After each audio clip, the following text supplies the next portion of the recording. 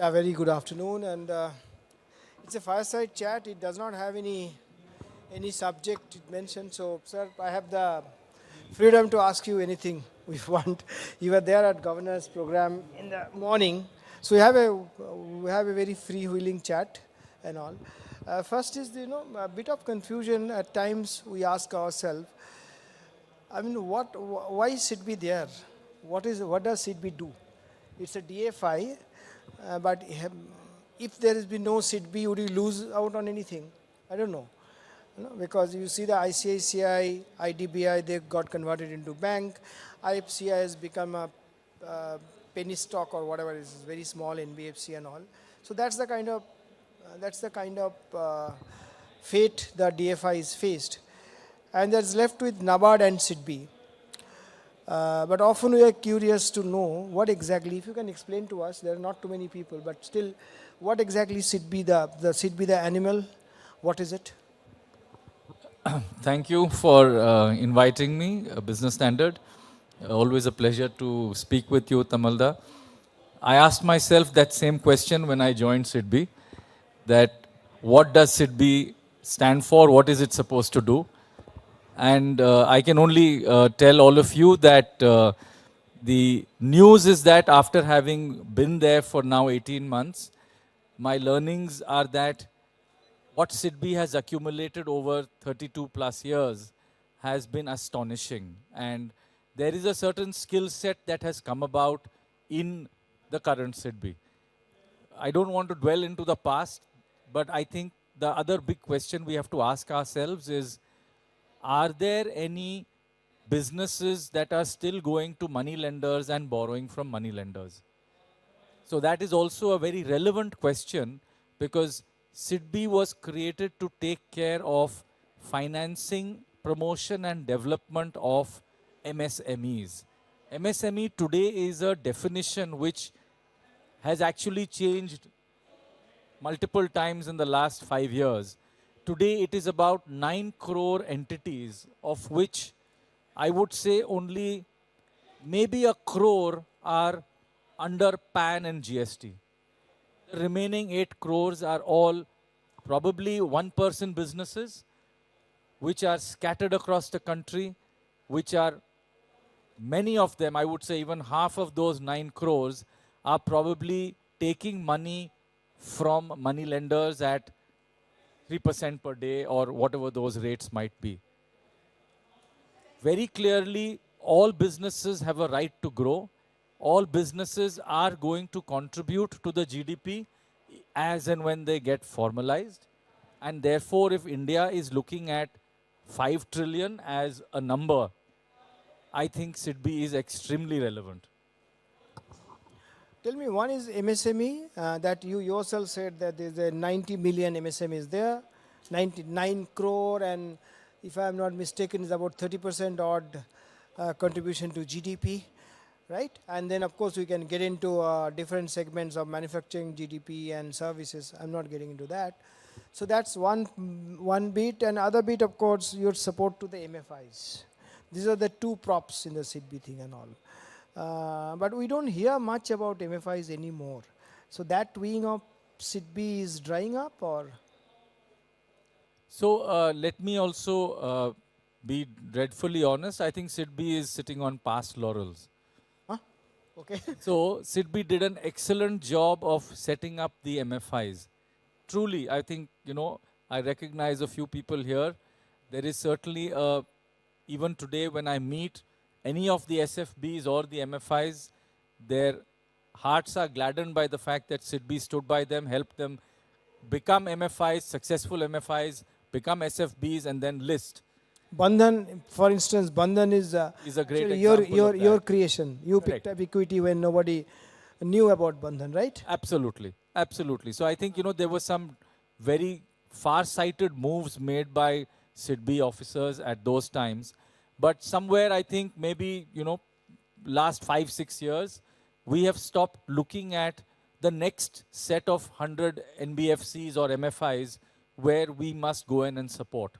So again, I go back to my point that what does the support of SIDBI give an NBFC? So I can surely I'm saying all of us in this room can count 100 NBFCs which are working in different corners of the country with probably assets under management of 10 crores, 5 crores, maybe some, maybe 25 crores. But they're doing a great job providing credit to their hyper-local areas at 25, 30%. This is truly still a challenge in our country, how to give credit to businesses at reasonable rates. SIDBI has now gone back to its earlier avatar when it comes to MFIs. We have restarted the whole concept of identifying very small NBFCs, stroke MFIs, stroke NGOs. And once again, we are talking to them. We're looking at how to bring capital into them. But times have changed. So today you have a large private equity which has got created in the country. And I would say the other part of SIDBI's activity, which is the fund of funds activity, has gone and provided funds to many, many venture capital and private equity. But still, I will say the private equity will chase the upper end of the spectrum where the growth is fast, the money is quickly made. SIDBI is there for a development effort. But is it correct to say that often we hear that you are sitting on tons of money, but you are conjuice, don't give money? Huh? I'm happy to prove you wrong, and I think what SIDBI really does is that if I just take a macro number, about 25 lakh crores is the lending to the MSMEs across the country.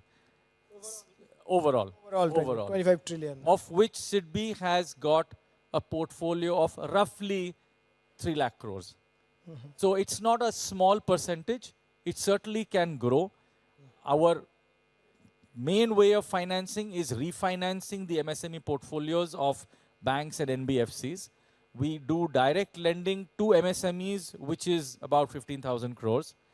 We are now moving very, very strongly into micro lending, which is the space between the MFIs and the NBFCs or the banks. So people who need between 1 lakh to 5 lakh, they probably are missing both the MFI as well as the banks.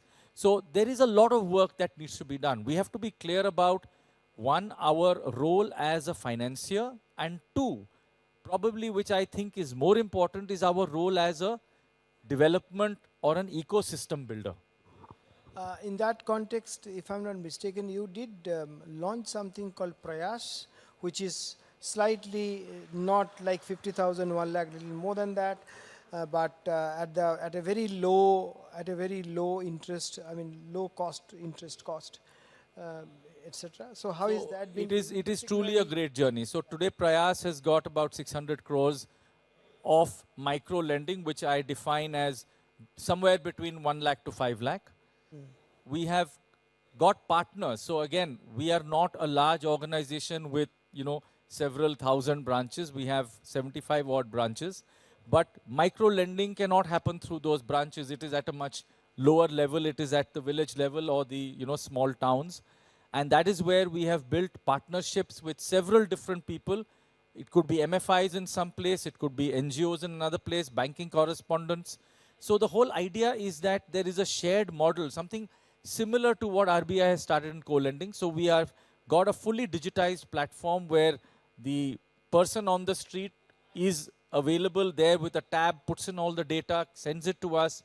We have a simple business rule engine, and roughly within 48 hours, we are able to disburse loans of those amounts directly into the bank accounts of those micro enterprises. So this is something which can scale up hugely because we are again relying upon our partner institutions, and therefore we even take an FLDG sometimes from them so that there's a skin in the game. So it's about innovation. It's about looking at how you can get your money to reach so many more people. Very similar to, in fact, the whole ability to put your money into small NBFCs. The small NBFCs, if they were to receive money from SIDBI, either as equity or debt, will cause an SBI and a BOB to look at those entities saying, if SIDBI has done the hard work, then we can also follow. And I think this is really the role that SIDBI has to play. where it must take a risk where others do not have the means to, because you have the experience. This is the skill sets that have got formed in SIDBI over the years. Thanks, Thanks, Mr. Raman. This is about your profile, your positioning, your products. But actually, the entire idea of having this conversation was something else. But because there is no title, I took the advantage of that. I thought, let me ask you some candid questions because we don't get you often in a public place. No, that green financing, that's very important, that the ESG, environment, social and governance principle and all. And SIDBI has been pretty active. I have heard you from different fora talking about your initiatives on ESG. Now, can you give us a sense, because we are talking about, we are claiming that it is India's largest BFSI panel. We are talking about everything, inflation, growth, financial stability. We should also talk about green financing. So why not give us a sense what's happening in India? Before that, I'll just give a few numbers, or let's not get into that. Let's not get into numbers, etc. I hear you only, and then if I have any question. Okay. No, I think you've touched upon the future of all financing. So, if one really looks at it, there are many banks which have already started creating what is known as a green book. In about 5 years, SIDBI has given financing to about 300 entities under a World Bank scheme called energy efficiency, whereby there is a guarantee that is also available. So it's not just that SIDBI has given the money, it could be any bank that has given the money, and there is a guarantee that's available through this risk-sharing facility. We have already converted these 300 odd entities and saved over, I think, 0.3 million tons of CO2 equivalent. So we are all moving to an era where energy efficiency, solar panel, rooftop solar panel, these are the substitutes for power, which today is the fulcrum of any business. So we have also sort of reoriented ourselves fully. We have an ESG committee of the board. We have a full vertical that is looking dedicated at green energy. And we have partnerships with KfW, World Bank, AFD, because I have seen that the amount of money that is there in the rest of the world, which wishes for trusted partners in India to come and share the money and put the money through such partners, SIDBI certainly has got a great standing over the years. And therefore, we have been having successful partnerships with many of the international agencies over the years. And therefore, World Bank has renewed a huge partnership under the same energy efficiency. We are going ahead with a solar rooftop program with the World Bank. We ourselves have announced that before March, we will do 1,000 solar rooftops in 1,000 MSMEs. And roughly, the financing and the commercials work out very easily, because for about 1 crore or 1.5 crore, an MSME has got a solar rooftop which takes care of its entire power needs. And the payback is probably 3 years, 3.5 years. And the plant will run for another 15 years. So, the economics are well known. It's about making it happen. We have subsidized interest rates so that it's a little more, sort of incentive for the MSMEs to come in. And again, apart from the financing, we have taken up an awareness project in all the clusters of the country. So we've tied up with Dun & Bradstreet recently for a very simple sustainability perception index, which is a mobile-based. We are putting it across to all the industry associations with whom we work in the clusters, getting it across to their members, getting them to understand that if they do not take action today, they may end up losing markets, they may end up losing buyers, because people are asking those questions that how green is your manufacturing process, how energy efficient are you? So we are already building our green book. In fact, I'll just take a moment with a very nice illustration, which many of you will probably resonate with.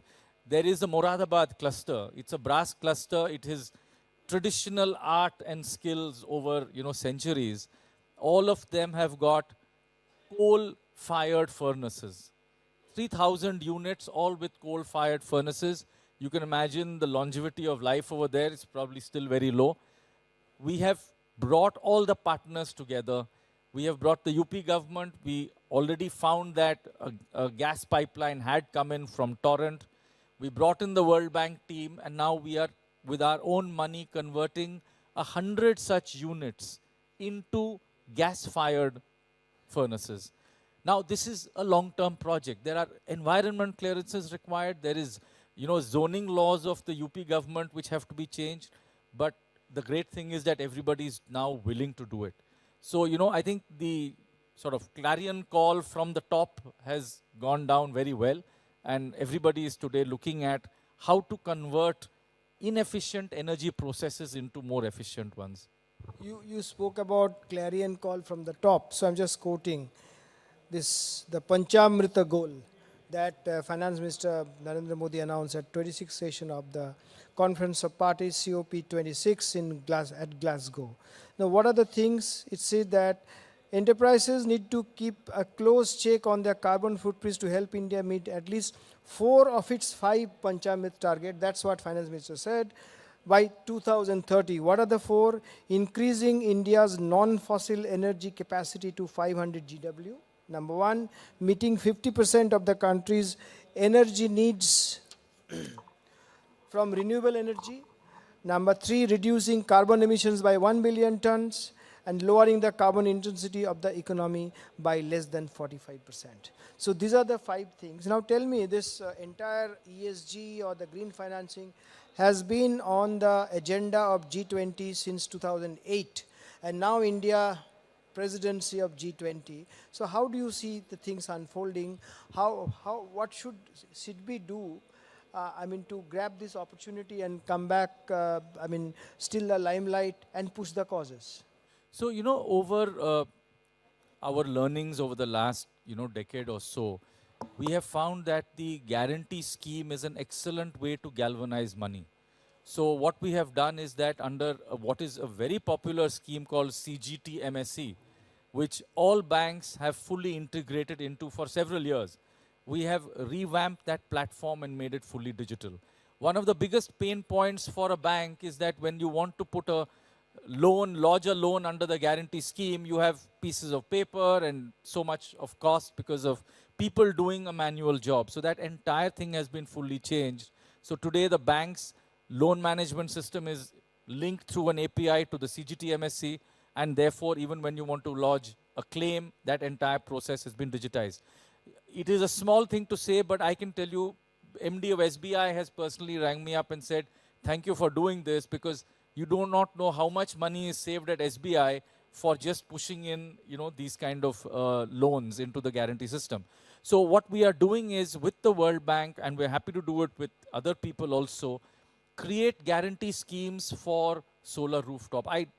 I'm sure all of us in this room are very clear that what solar rooftop can do for this country. You can think of it, every MSME unit of some standing which has a concrete roof and a rooftop can easily bring in a solar plant on top of that at a reasonably low cost with a very good return on investment. So this is something which we are taking up in a very, very serious way. We've already worked out with World Bank. As I said, we are taking it up with Tata, with Mahindra. We are looking at smaller players who will have agents in every small location to maintain those solar plants, because maintenance of those plants increases the efficiency of those plants. So it's a huge new ecosystem. If you ask me, we are creating in the process many more MSMEs which are just going to be doing this job of creating and maintaining solar plants. So that is, for me, one of the biggest, sort of ways of taking forward the Panchamrit. Tell me, you spoke about particularly green energy segment, but it's your scheme, you're not talking, but I was going through your website, and that Srijan scheme where you are giving for innovative ideas, and it's a very, very low, I think 3%, 3 to 5% interest for this Srijan scheme. Again, it's for energy efficiency, but not exactly green energy. So how is that panning up, or is it? Again, as you said, it's very nicely designed, but I think the implementation is few and far Shoddy. between. Okay. So we have got some excellent schemes in that, some very good people we have supported in that, but it needs to be scaled up. So what we have got is the learnings of the last 5 years, where we have put out 8,000 crores to the AIFs in the country under the Fund of Funds program. That has gone to 800 startups. The startups today have already started returning the money. In fact, a Fund of Funds program is a perpetual program, because once the 10,000 crores is given out, it will come back, and it will come back in more than 10,000 crores. So again, you redeploy that. But what we really need to do, and we are working very actively on this, we've already started putting our money into incubators and accelerators. So Srijan is just one more case of a rural innovation fund. And therefore, we need to work more with people like the National Innovation Fund, which actually works. It's a SIDBI entity of 15 years ago. We've stopped working with them. We need to restart. Like this, there would be many other persons who would be able to bring in equity to a variety of small projects. The innovativeness that I have seen in the rural area. So we ran 3 Swavlamban challenge funds. These were just challenge funds thrown into the open public. We just invited it through newspaper advertisements. We got 65 responses in the first round, and in the second round, we got 460. You'll be amazed at the kind of talent and the kind of innovativeness that we have seen in the country. We have given, I think about 24 awards were given of 20 lakhs and 35 lakhs each. And many of these businesses just needed that to scale up. Somebody just scaled up on technology, somebody used it for some other purpose. So, our ability to go beyond loans and get into seed stage equity, I honestly see that happening. As SIDBI, we cannot be worried about is a scheme going to fail or not. You have to look at it as a portfolio. If you put your money into 1,000 such innovative schemes or companies, believe me, even if 50 of them work, you've got more than your money back. And that is the way the entire concept of seed funding works. Can you tell us, we don't know much, but we hear that you are in the startup space, and there are different claims by your colleagues at different forums and that we have done this, we have done that. Exactly what are you, I mean, in the startup space, how many startups you have supported till now, what would be the money, and what would be the success rate? You yourself said that even if some of them do well, you actually worth your money. So give us a sense. We have 5 minutes left, so, and then one more question is there. So let me just quickly That's mention, the most happening space in India. Yeah, so let me mention that, the funds, they are Government of India funds, first of all. We operate the entire scheme, and therefore it is known as the SIDBI Fund of Funds scheme. It has already got 14 unicorns in it, out of the about 800 companies that have been supported through startup equity funding. It is still early stages because a lot of these companies are going to go on for another 5 years before the need for closing those funds will come about, and therefore the disinvestment phase will happen by those funds, and the money will come back to SIDBI. So all I can say is that it has mushroomed a huge impetus and momentum within the country for people to get into startups, for people to be able to not seek jobs but go into startups and create jobs. So, according to me, the way the country's needs are, the way the educated youth are coming about, they need a lot more help. And that is really where I think SIDBI should go into more and more. It has already, done its job in terms of debt finance. It therefore needs to go into equity finance. And therefore, we've also got a scheme called venture debt. We've managed to get the government to agree to a credit guarantee scheme for venture debt, which will again support the startups once they go beyond the equity stage and they start taking debt in the initial stages. So, these are some of the more innovative things we're doing, but let me also just mention, the fact that we have gone about creating a formalization program with the Ministry of MSME, wherein those 9 crore entities will all get a Udyam registration, and with the Udyam registration, they will also be ready for what is known as the Vyapar credit card. So that's something which you may have seen was the announcement of the Standing Committee of Finance, which is very keen that SIDBI does 2 things. 1, increases its support of NBFCs, and 2, starts the Vyapar credit card, where Even if you think of it, a small entity needs about 1,000 rupees of working capital a day to be able to buy products, sell it, and return that money.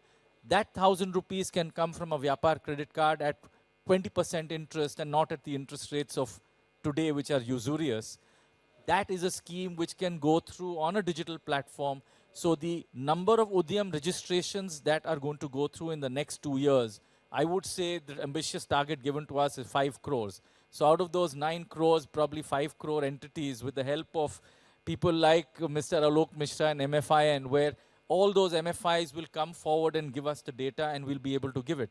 And we reach a situation where every business entity simply needs to show its Udyam registration as proof of business.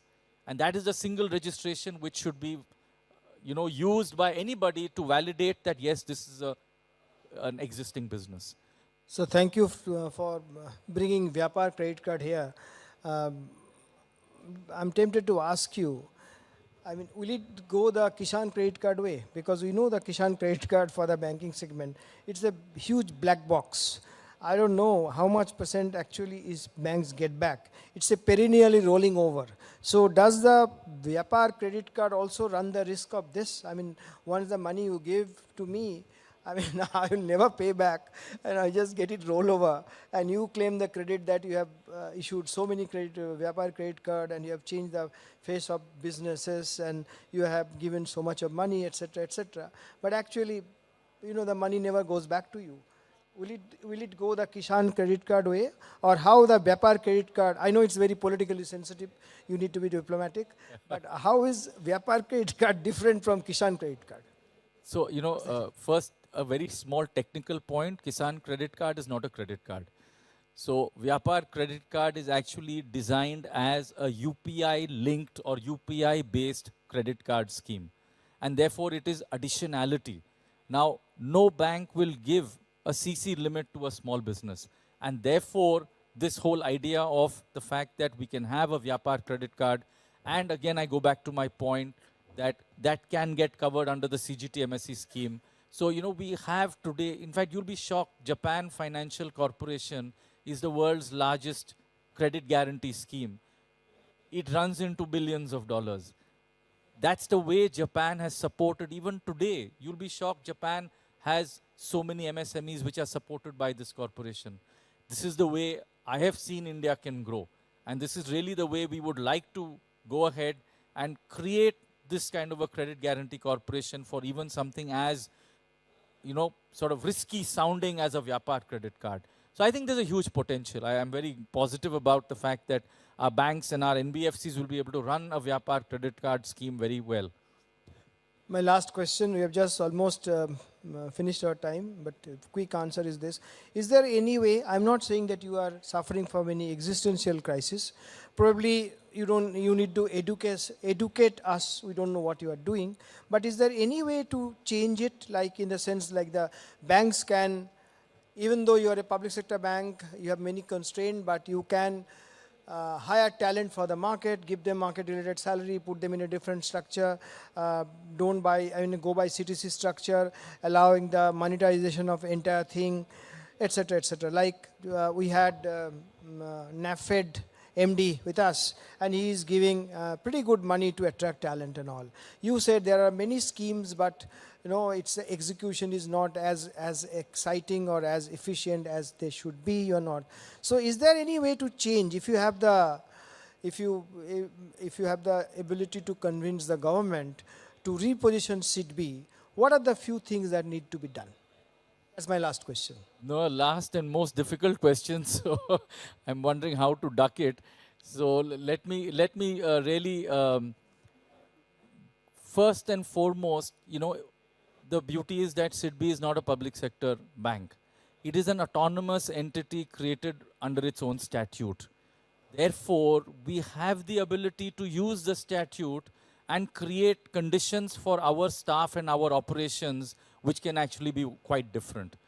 We are governed under what is roughly known as the NABARD and RBI kind of compensation packages, which, let me honestly tell you, is not bad at all. So, you know, it is really about putting your mind and your heart into what you're supposed to do. And there's no dearth of taking talent from the market when you need it.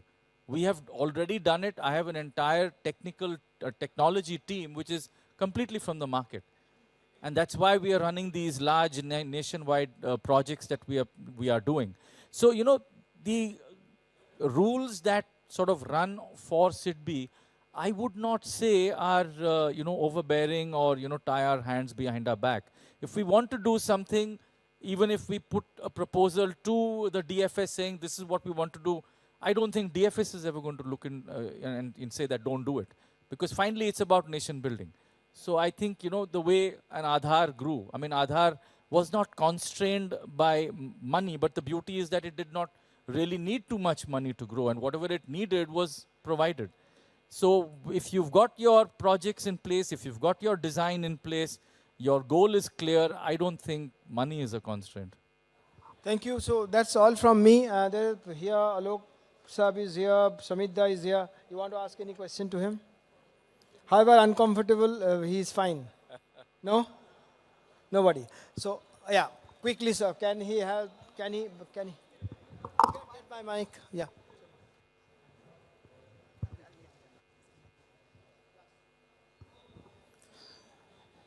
First of all, I would like to compliment Mr. Bandyopadhyay for his prodding and probing questions.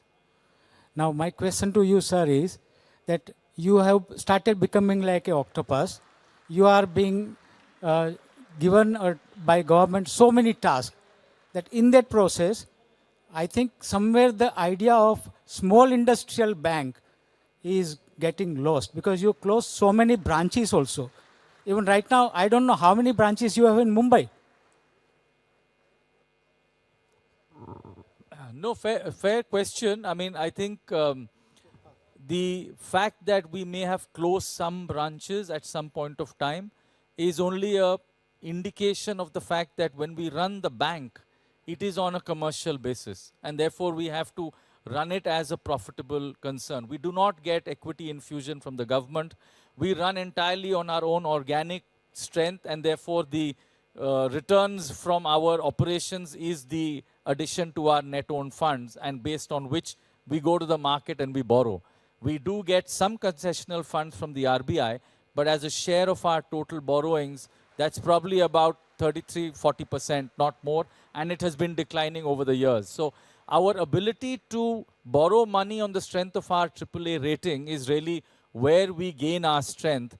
And as you may say that, you know, the focus on lending has come down, I would, you know, only correct you to the extent that because today all banks and SIDBI is at the forefront of that, we have converted lending into a digital-based lending, which causes operational costs to come down, which allows us to reach many more people.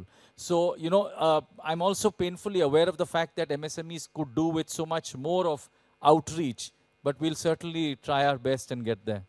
Thank you, Mr. Ramann. Thank you for being so candid, so frank, and not minding me asking you some apparently uncomfortable questions. And I think give him a big hand. So he never, no, he was not ducking anything. Pretty forthcoming. Thank you, sir.